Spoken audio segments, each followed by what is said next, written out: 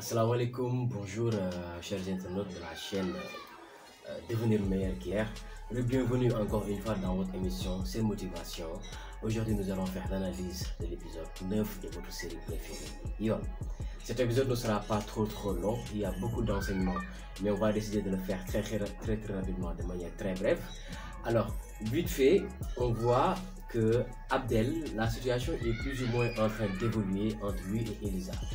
Ça fait du bien à certains, ça fait du mal à d'autres parce que d'une part, Elisa, elle est en train de voir son compte, d'accord, dans la relation avec Abdel.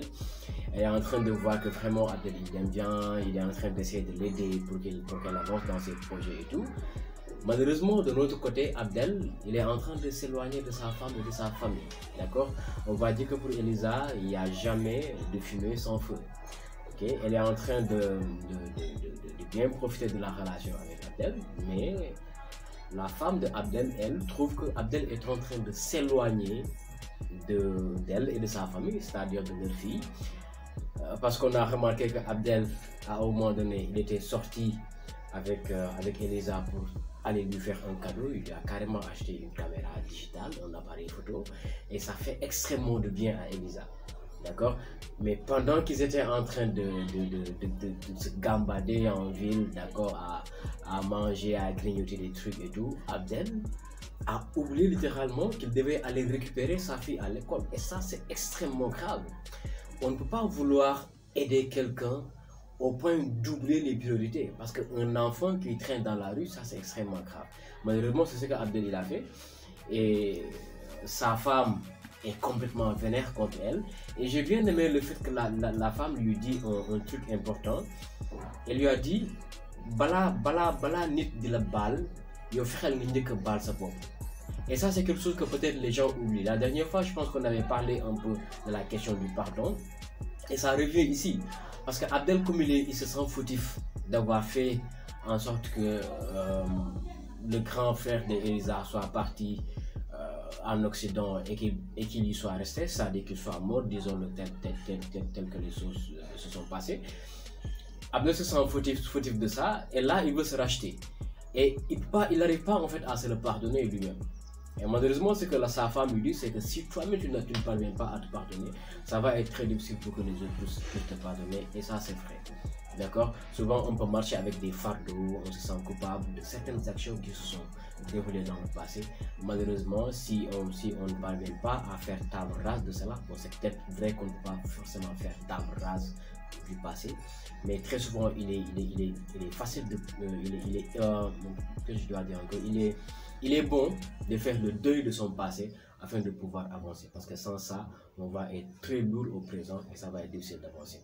Voilà, donc voici un peu la situation entre Abdel et Elisa. Voilà. Donc Dame, parallèlement de son côté, on voit que sa discussion avec Grand Mas, on se rend compte que Dame, il est encore en train d'évoluer. On voit Mas qui lui jette des trucs en lui disant que maintenant tu es devenu milliardaire, il faut acheter un 4x4. C'est peut-être un cliché, mais c'est ça qui se passe au Sénégal, c'est ça qui se passe de manière générale en Afrique. Dès qu'on commence à gagner un peu d'argent, les gens pensent que tu dois rouler en 4x4, impérativement. Et ça m'a fait un peu rigoler quand j'ai entendu dire ça. Mais voilà, c'est aussi ça le Sénégal. On voit que Dame, il est en train de réussir. Malheureusement pour lui, à la fin, on voit qu'il se fait agresser et qu'il perd son argent. Dame, impuissant, il n'a même pas pu bouger. C'est-à-dire que il y a eu un agresseur qui est venu, il l'a agressé, il a pris son argent. Je ne sais pas si dans le sac il n'y avait que de l'argent, en tout cas le sac il était assez grand quand même pour contenir de l'argent. Mais si c'était que de l'argent, on peut supposer que ce n'était pas que quelques millions quand même. Mais bon, après tout c'est aussi juste un film. Donc Abdel il se fait agresser. Il y a un côté, pas Abdel, plutôt Dame il se fait agresser. Le côté que j'aime pas trop de Dame, c'est que Dame il a très souvent tendance à comment on le dit en wolof, yenno affaire. C'est-à-dire qu'il a des problèmes. Au lieu de prendre les problèmes avec philosophie, il est tout le temps là, il a l'air renfrogné, il a l'air de tout le temps penser à ses problèmes, de les rechercher continuellement.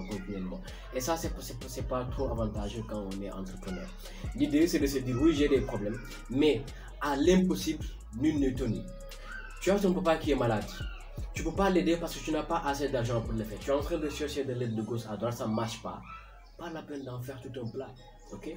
Parce que beaucoup de gens, tu vas continuer à être lourd et tu ne vas même pas être productif.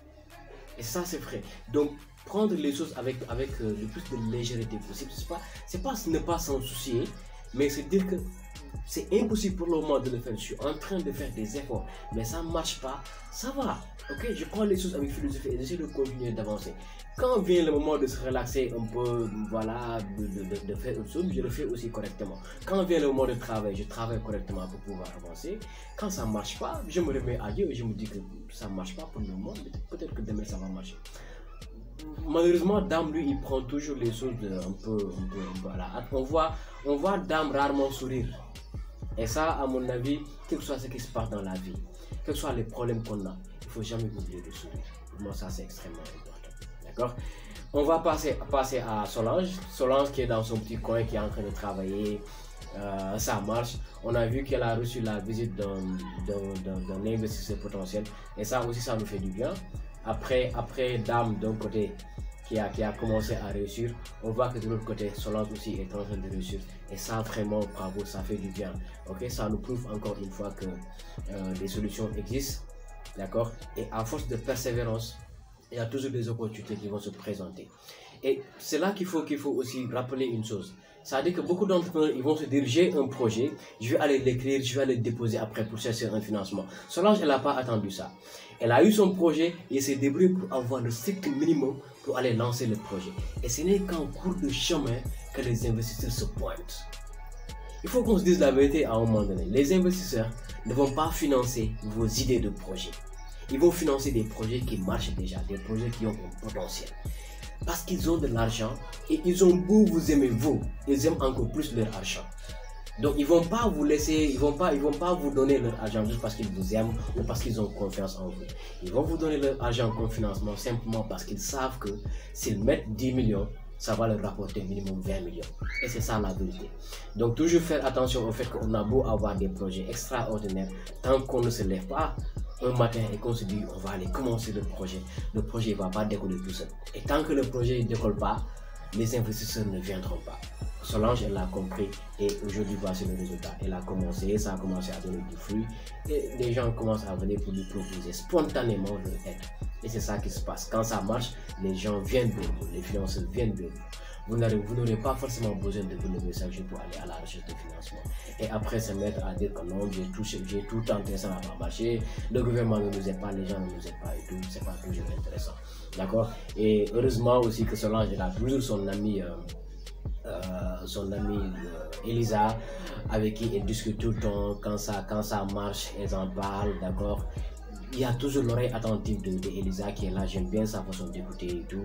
Ça fait que Elisa de son côté ça va, elle a un échappatoire, elle a quelqu'un avec qui parler, avec qui discuter, avec qui échanger des moments importants de leur vie. Du côté de Solange aussi c'est pareil, d'accord? Donc je pense que c'était l'essentiel de ce qu'il y avait à dire par rapport à cet épisode.